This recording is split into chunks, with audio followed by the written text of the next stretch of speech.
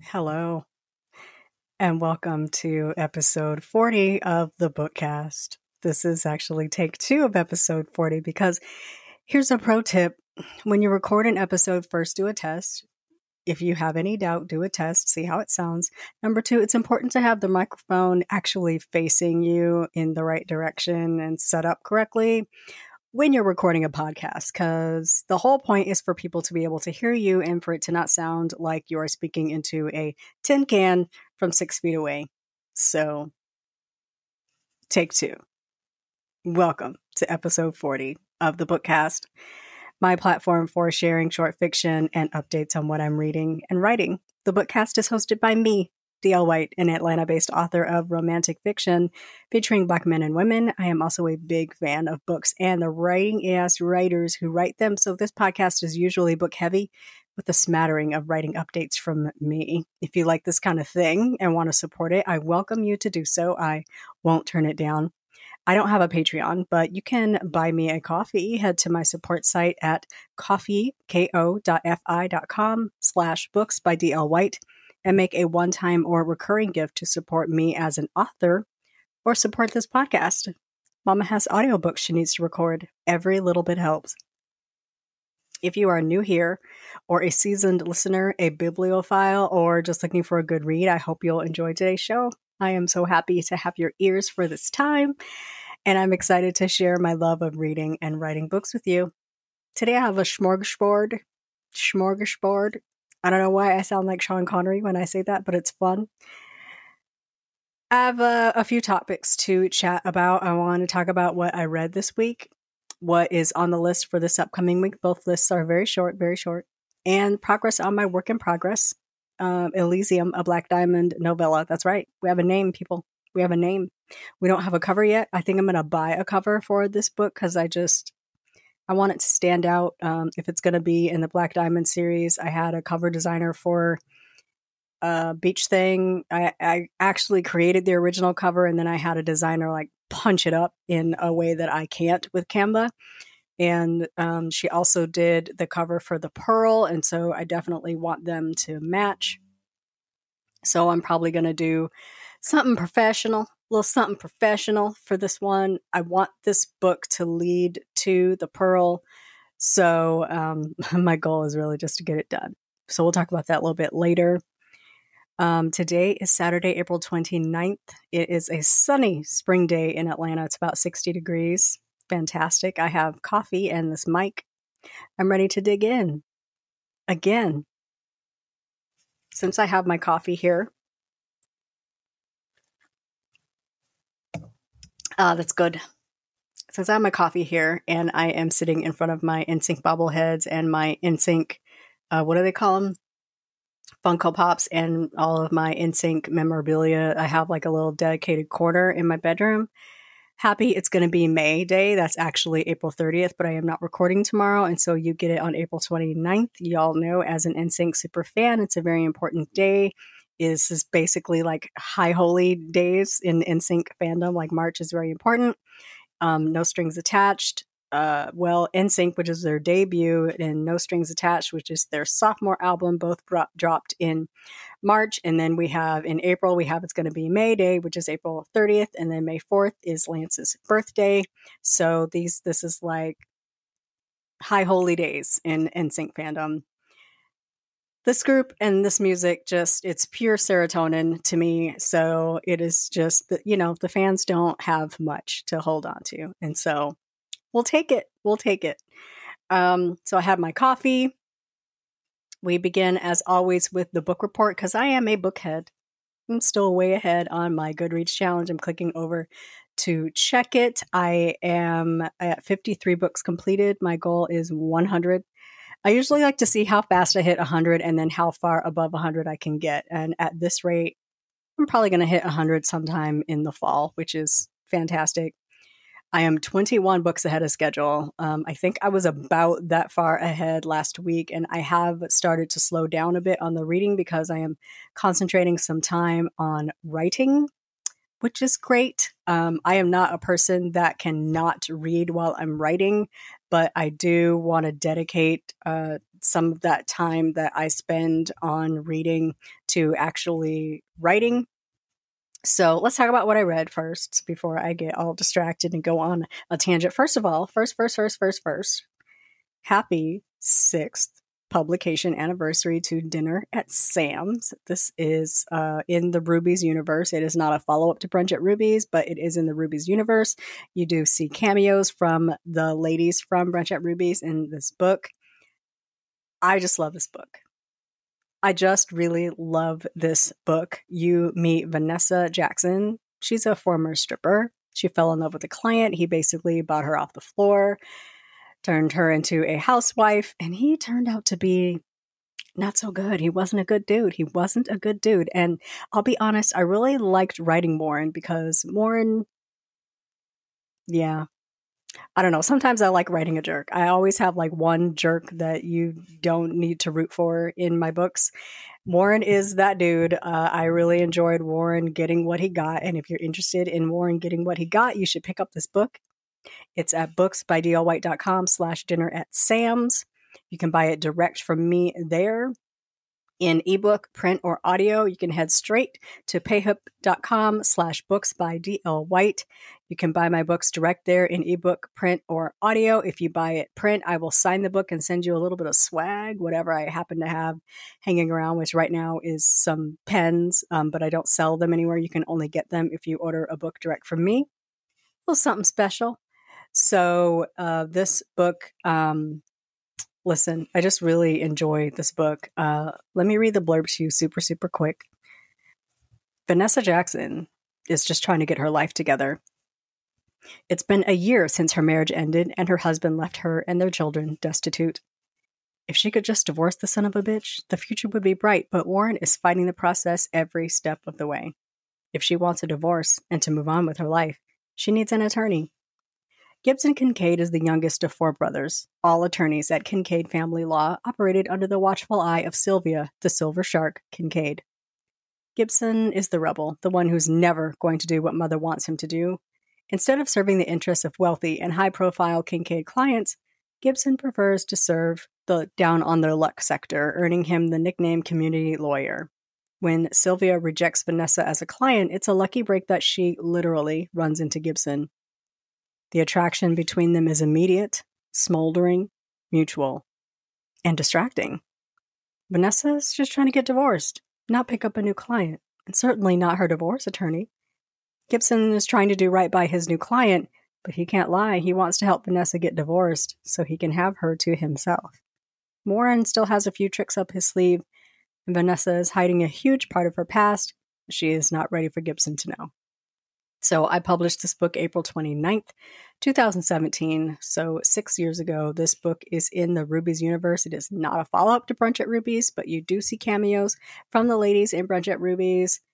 I was trying to fold Vanessa into the follow-up, and Gibson just had a lot to say, and it just kept getting steamy. And I was like, you know what? This is not a follow-up to a women's fiction novel. This is a romance. And so I had to start all over and pull out all the romantic elements and throw them into a new book. I do someday hope to write a follow-up to Brunch at Ruby's. The longer I get away from publication date, the less likely that seems, but it is still in my head. I do have some chapters written, and I just have to dig into it, but my brain hasn't been in a contemporary women's fiction mode in a long time. So, we'll see. So, happy anniversary to Dinner at Sam's. Snatch it up if you haven't read it. It's very good. You can read this book. We'll listen to this book in audio.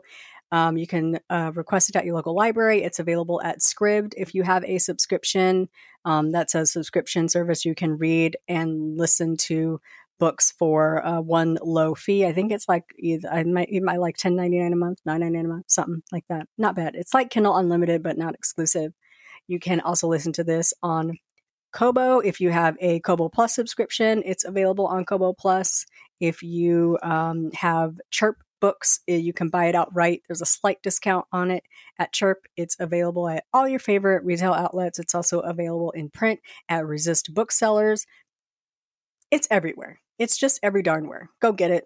it's good. I like it. Gibson is one of my favorite heroes, and there's a soft spot in my heart for Vanessa Jackson. So hope you enjoy it. Let me know if you love it.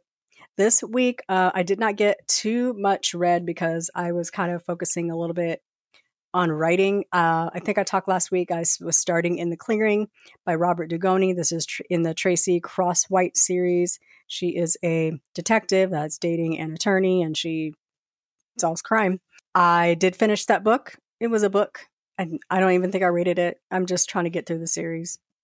And then I read Return to Hummingbird Way by Reese Ryan. This released on Tuesday, April 25th, I believe.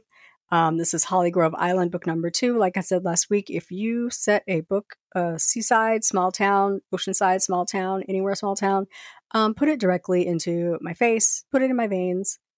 I love it. This is an enemies to lovers romance, enemies to lovers second chance romance. That is a hill that I will die on, pick up my cold dead body from that hill because that is where I have died. Absolutely love it. Put it in my face every time. I'm going to pick it up. I'm going to at least add it to a list. I'm going to pick it up because I save some books for like when I just really need something good to read. I'm like, ooh, this is going to be good. I'm going to save it. I know that sounds crazy, but I also know I am not alone. I definitely savor books for when I really, really need a good book. So I saved that. This week coming up, tapping over to my list of books. I got a little bit of FOMO, a little fear of missing out. And one of my friends, Kay the Reader, had an advanced copy of The Covenant of Water by Abraham Verghese. And despite knowing that it is a really long book, it's like 700 and some pages, I requested an advance copy of it. And I was a different person when I requested this book probably 3 weeks ago. I really thought I was going to get to it and have it read by May 2nd. And let me just let you know that ain't happening. I ain't reading this book. I am going to read it. I am not going to read it by May 2nd. I'm definitely waiting for the audio to pop. I might even spend a credit on it, but I am not reading this book by Tuesday. I don't even know what the book is about. I just saw it and I was like, all right, I'll get it. I don't know. No idea, but I don't know when I'm going to read it. I am going to read it eventually, but it ain't going to get read by Tuesday. I don't know what I was thinking, but I ain't reading it by Tuesday. I am rereading Hey Auntie by Jsin Graham, who is a talented indie author. Hey Auntie came out in 2021. It is the book that comes before Say What You Mean that just came out April 28th. That's a new release. It's Hey Auntie number 2. I wanted to reread Hey Auntie because it's been a minute since I read it and I wanted to be familiar with the players. Y'all, this book is steamy. Good Lord. Jsin Graham, you need to go to your room and write another book ASAP. I know you just published a book, but I'm always going to be yelling at you about publishing a book. I need more books from you, sir. Hey Auntie, I am actually almost done with my reread. I'm at 90%. It's so good. And then I'm going to read Say What You Mean, which is the follow-up to that book. Fantastic. I am also continuing my Beverly Jenkins reread. I am at Through the Storm, which is L'évêque, book number 1. It is, I believe his name is Romain. I would have to look it up and I don't feel like it. L'évêque and Sable Fontaine. And if you have read Forbidden, which is Ryan and Edie, Sable is Ryan Fontaine's little sister. Yeah. So we begin to meet the Fontaines and the L'évêques. I'm very excited about this. She just happened up on Harriet Tubman, who's called Arminta in this book, just randomly, which is fun. I always learn so many things from a historical fiction novel. I love it. I love that part of it. So learning a lot from Through the Storm. And then The Lie Maker by Linwood Barclay comes out the week after next, May 16th or whatever that Tuesday is. Linwood Barclay is a thriller writer. I think he has some young adult novels that I haven't read. Everything else, all of his adult fiction novels, I have read every book that he has released. Some of them are fantastic. Some of them are a book. I've read them all. Very, very much excited for The Lie Maker. And then Stacey Abrams has a follow-up to While Justice Sleeps called Rogue Justice. This one comes out at the end of May, I think May 25th or whatever that Tuesday is. I refuse to look at a calendar right now because I would get distracted, but Stacey Abrams. I liked While Justice Sleeps. It wasn't like my favorite book or anything. It didn't blow me out of the water. It was a book. I don't remember what I rated it. Probably 4 stars because I fangirl over Stacey Abrams a lot. I will say, I'm going to be a little bit controversial. Let's whisper. I am not a huge fan of the Selena Montgomery books. I think they're older. They don't hit me, I think, like they would have had I read them when they first came out. I think they're more romantic suspense, and I don't dig it, but I do like the Stacey Abrams fiction novels that this one and While Justice Sleeps is the only one that I have read, but I did like it. I'm not a huge fan of the Selena Montgomery books, but looking forward to Rogue Justice. You know who else I really enjoy is Tamron Hall. I liked her debut. It was better than I thought it would be. It was not terrible. It had that thing where people, the protagonist in that book is an investigative journalist, and you can definitely tell that Tamron is in her bag in that book, and it just suffers a little bit from that thing where I need to convince you that I know what I'm talking about. So it's heavy on that tip, which I can forgive a little bit because it's a debut, but I hope that it gets less and less in that series. I do believe that's a series. So I forget what the title of that book is. I don't want to get distracted by looking it up, but the Tamron Hall novel, I hope there's more coming from her. I was super surprised when she popped up like, hey, I wrote a book. It's coming out soon. I loved it. The other person who is an actor who has been writing books is Eriq LaSalle. Has anybody read any Eriq LaSalle books? They are, I think they are, they're not spy novels, but they're like suspense-ish. I don't know. I literally have not opened a page of any of them, but they've been on my list for a while. So I need to get to them, but new books are shiny. So those are just kind of some books that I have. They're definitely going to go on a list of books I need to read, and I will read them when I am craving something. Moving on to the writing and author update. As I noted earlier, I have started to slow down on reading as I am digging more into writing. I mean, something has to give, right? And I hate for it to be reading, but when I'm writing, I will treat reading a lot differently than I will treat it when I'm not writing. When I am not writing, reading is my main form of entertainment. And when I'm not writing, I tend to dig more into like TV and that kind of thing to like decompress instead of reading, because words. I will get burnt out on it. I treat reading as what I call foreplay.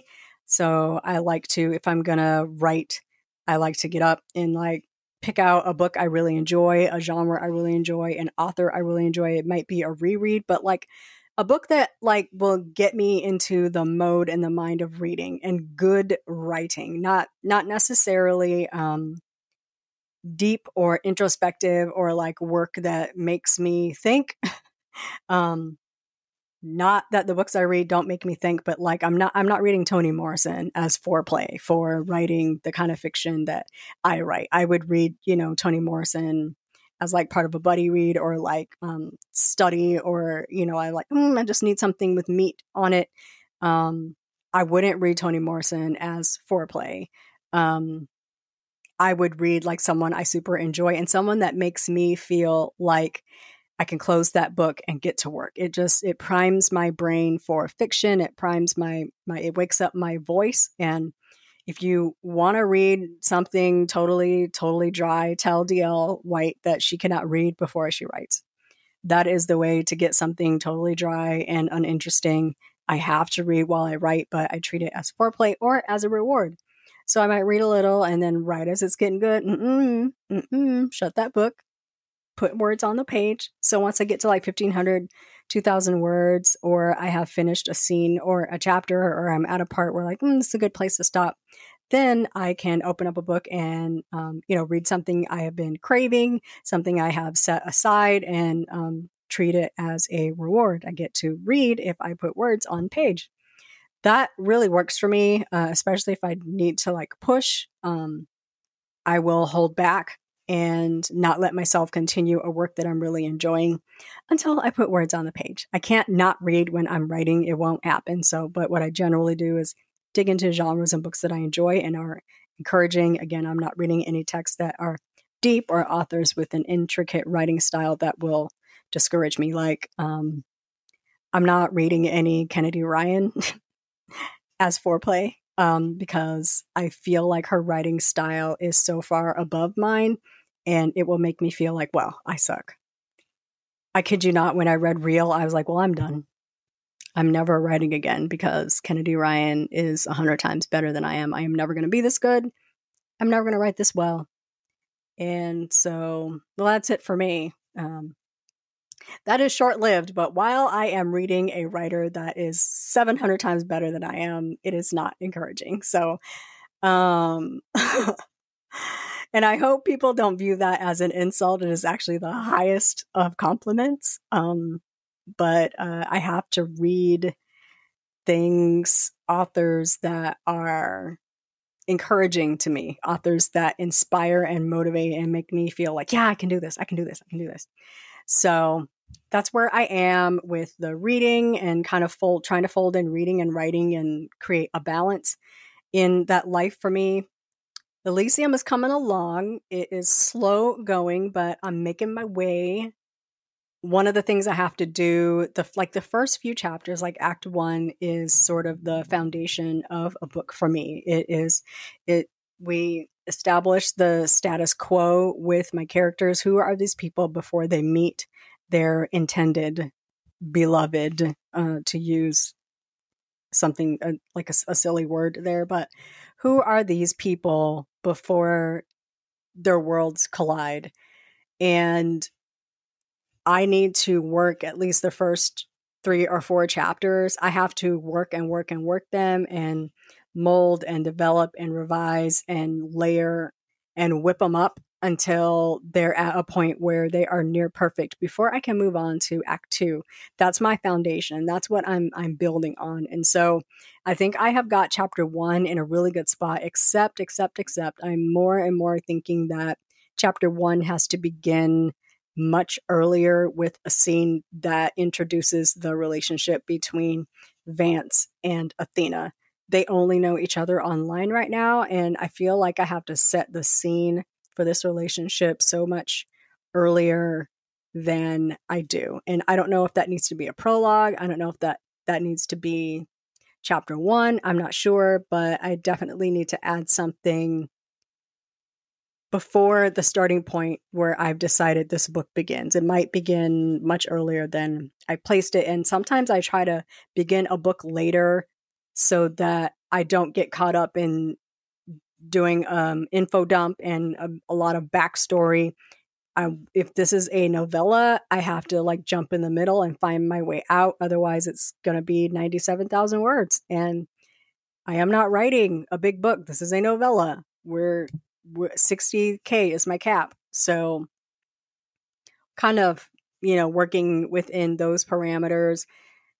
I have Athena down pretty good. I'm working on Vance, and a thing that I need to do to make these characters real and 3D and fully formed is I need to know what they look like, what they sound like, what they like, where they live, what they wear, what they drive, what they read.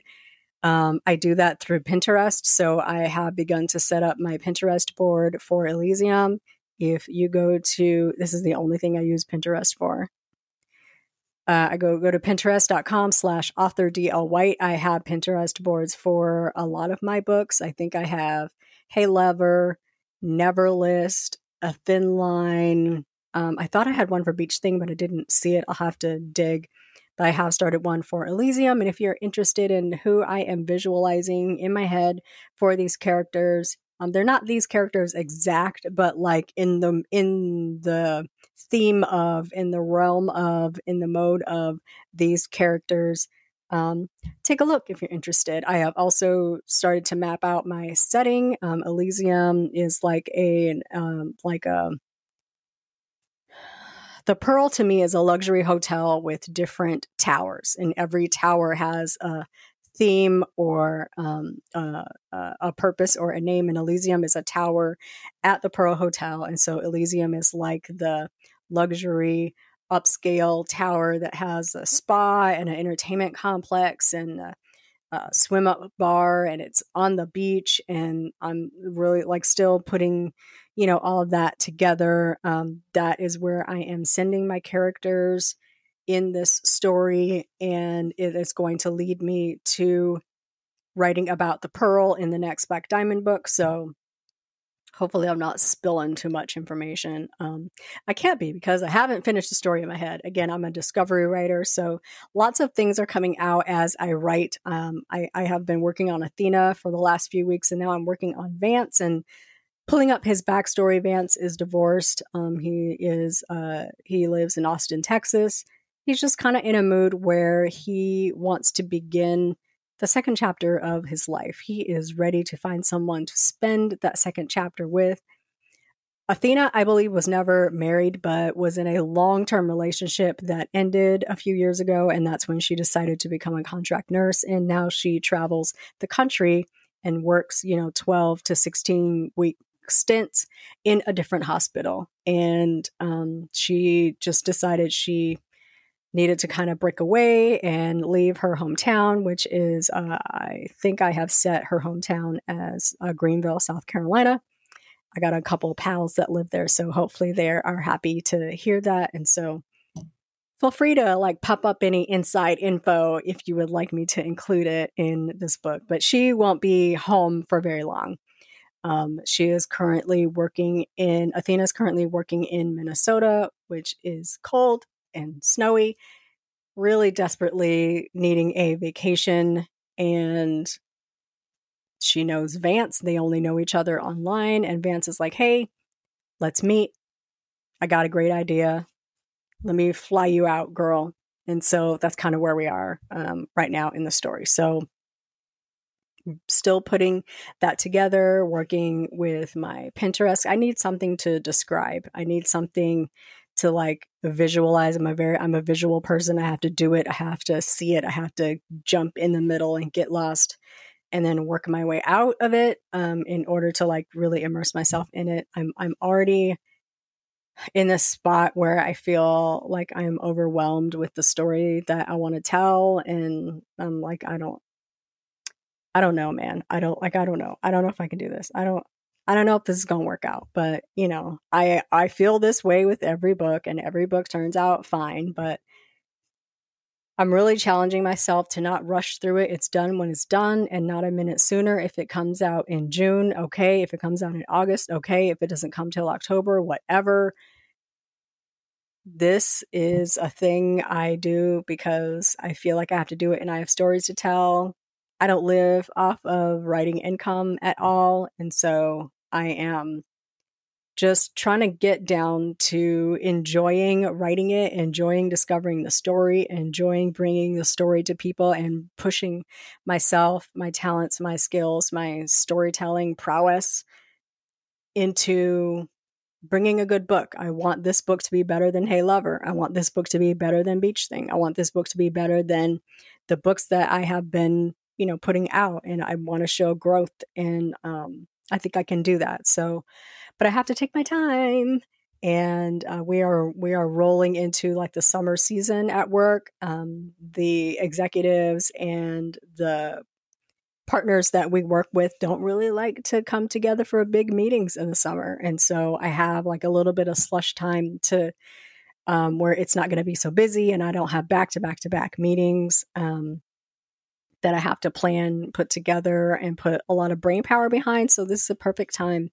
really a perfect time to dig into a new book. So I am excited. That is where I am with Elysium. Hopefully I will have, more of a progress update as we go on. Let me know if you have any questions about process, about character creation, about putting together a book, about, what I'm visualizing as I'm writing this book.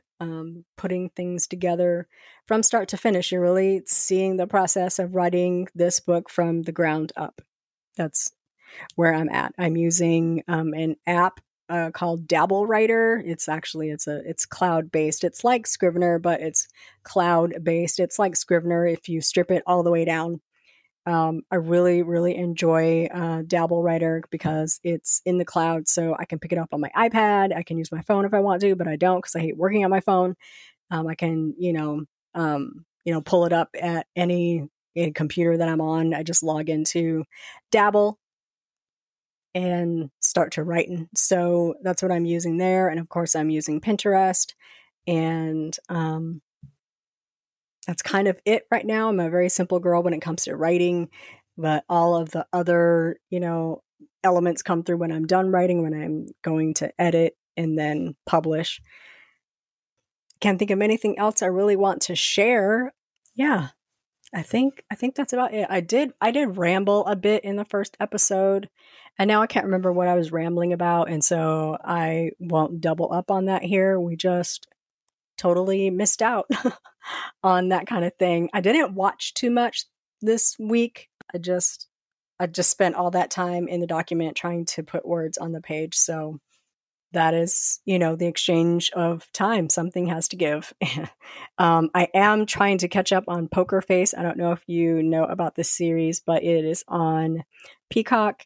Stars Benjamin Bratt, the handsome, awesome Benjamin Bratt. This is a really good series. I believe the first few episodes were directed by Rian Johnson. I think that's his name. I don't know. Can't remember. I don't know if that man's name is, but it is a very good series. It's very clever. It is a girl that kind of accidentally solves crimes. She is brilliant. And Benjamin Bratt actually plays a bad guy. And he's not in every episode, but she's actually running from him. And so you feel his presence in every episode, even if he doesn't show up. I just got through episode 4 and he shows back up. And I was like, oh, he's there. Oh, girl, run, girl, run. So I am, working on that one. Of course, I am always watching documentaries on Alzheimer's and dementia. That's a thing that interests me randomly ever since I wrote Brunch at Ruby's. That was inspired by Lisa Genova's Still Alice, the book and the movie. That plus my Uncle T's experience with Alzheimer's disease. It's just a thing that interests me. And then watching a lot of stuff on Parkinson's lately because Michael J. Fox has a documentary coming out in May, I believe on Apple TV called Still, which is ironic because Michael J. Fox is never still. He says it himself. I'm not picking on the man. He says it himself. I've never been still. So I'm looking forward to that. Enjoying Michael J. Fox. Also because he was a person that I was watching and studying and researching when I was writing A Thin Line. Angie's dad has Parkinson's. And so I just am always thinking, because I think about these people as real in my head, Angie's dad is real in my head. And so when I read about Michael J. Fox or I read about these advancements that are being made, these devices that are, it's like electrical stimulation. There is really a device that calms the tremors. And I've been seeing these on TikTok, people trying these out when they have Parkinson's, and it's like the shakes stop. They can walk, they can eat, they can speak. It's just amazing. And so in my mind, I'm always thinking, I wonder if Angie's dad has been, playing with that a little bit. So if I ever write a sequel or an update to that story, it's important to know to bring that story forward and talk about the research and the advances. And, maybe, they're at a point where Angie's dad could walk her down the aisle. So stuff that just I have no part of a sequel to that story in my head, but these characters still live with me. They still live inside me. I still think about them all the time. I still think about, the books that I've written and the characters that are still swimming up there. And in case I ever want to, revisit those stories, I got to bring that story forward. Tonight I have something fun that I'm very excited about it. I am joining a book club this evening. It's going to be live in person. We are talking about Brunch at Ruby's, and the book club leader hired a chef to cook brunch for us. So we're having brunch for dinner. We'll talk about the book. It's going to be fun. I'll try to take some pictures and really like breathe in the experience. And then next week I can talk about how that turned out. I am very excited. This is something I wanted to do when I launched the book, but I was too scared that nobody would show up. So I never did it. But here we are 8 years later. I am still so thrilled and touched that people like this book. They like my girls. They love these ladies. They like the story. They really resonate with it and with the characters. This is a book of my heart. And so I always really love when people enjoy Brunch at Ruby's and then move on to the books thereafter. Someone on Twitter told me this week that they absolutely loved Dinner at Sam's, and that just warms my heart. So I really love hearing how much you enjoy my books. The characters that I write, you know, like I said, these people still live with me. They're real to me. They're inside my head. So thank you so much for reading and for enjoying them. That brings us to the end of today's episode. Take 2. Lord, cross your fingers and let's just pray this works out. I did do a test and it sounded fine, but you know, we'll see. Thank you for joining me for another episode of the Bookcast. I will be back next week with a reading update and a writing update. Please enjoy this weekend. Have a superlative week, and we'll chat again next weekend. Bye-bye.